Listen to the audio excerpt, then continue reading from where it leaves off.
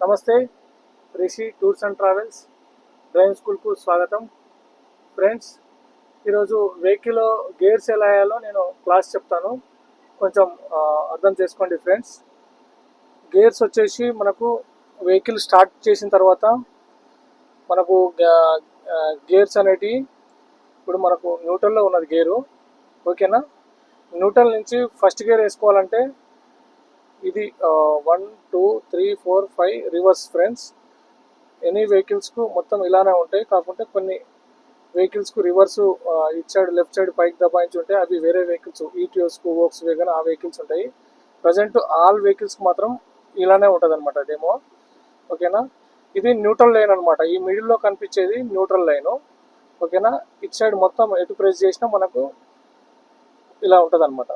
First gear వేసుకోవాలంటే మనం చేయాల్సిన పని ఏంటంటే లెఫ్ట్ సైడ్ ప్రెస్ చేయాలి ఫ్రెండ్స్. లెఫ్ట్ సైడ్ ప్రెస్ చేసి పైకి అంటే ఫస్ట్ గేర్ పడుతుంది అనమాట, ఓకేనా. మళ్ళీ న్యూట్రల్కి వచ్చేసి మళ్ళీ లెఫ్ట్ సైడ్ ఇలా ప్రెస్ చేసి కిందికంటే సెకండ్ గేర్ పడుతుంది అనమాట, ఓకేనా. మళ్ళీ న్యూట్రల్కి వస్తే మిడిల్కి వస్తుంది, ఓకేనా.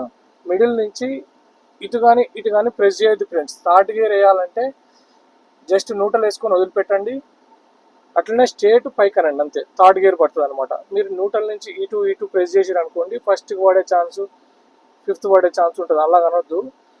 ఇప్పుడు సపోజ్ ఫస్ట్ గేర్లో ఉందనుకోండి, న్యూట్రల్ చేయండి, ఓకేనా. న్యూట్రల్ చేసినప్పుడు ఈ మిడిల్కి వచ్చేస్తుంది అది, అట్లనే పైకి అనండి, థర్డ్ గేర్ పడుతుంది, ఓకేనా. మళ్ళీ అట్లనే స్ట్రేట్ కింది కంటే ఫోర్త్ గేర్ పడుతుంది. రైట్ సైడ్ కానీ లెఫ్ట్ సైడ్ కానీ ప్రెస్ చేయొద్దు, అటు ఇటు కదిలియొద్దు అనమాట, ఓకేనా. ఫిఫ్త్ గేర్ చేయాలంటే రైట్ సైడ్ ప్రెస్ చేయండి, మొత్తం పైకి అనండి, ఫిఫ్త్ గేర్ పడుతుంది. మళ్ళీ న్యూట్రల్కి వచ్చేస్తుంది.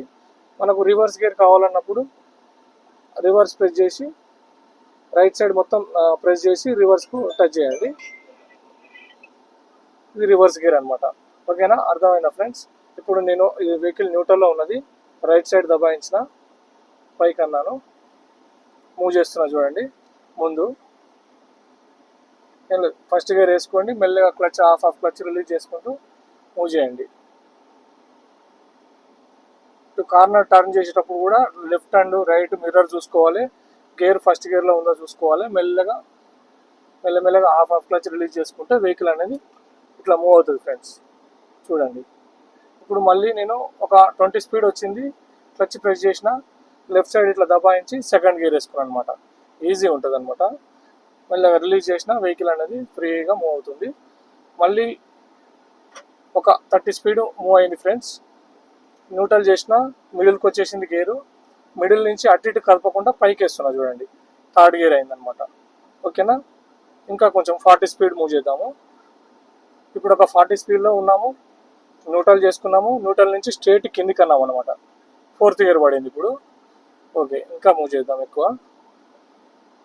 ఇప్పుడు ఒక 50 స్పీడ్ మూవ్ చేస్తున్నాం ఫ్రెండ్స్. 50 ఏబో మనకి ఫిఫ్త్ గేర్ యూజ్ చేసుకోవాలన్నమాట. న్యూట్రల్ చేసినాను, రైట్ సైడ్ అని పైకి అన్నాను, ఫిఫ్త్ గేర్ పడింది, ఓకేనా. వెహికల్ స్లో అవుతుంది కాబట్టి స్పీడ్ అనేది డిస్క్రీజ్ అవుతుంది. న్యూట్రల్ చేసుకొని మెల్లగా మనకు 20 స్పీడ్ వచ్చింది కాబట్టి సెకండ్ గేర్కు చేంజ్ చేసుకుంటున్నాను అనమాట.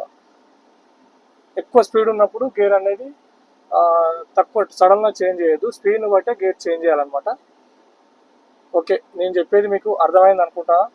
ఏదైనా అర్థం కాకుంటే నాకు కామెంట్ చేయండి ఫ్రెండ్స్. ఓకే, థ్యాంక్ యూ, నమస్తే.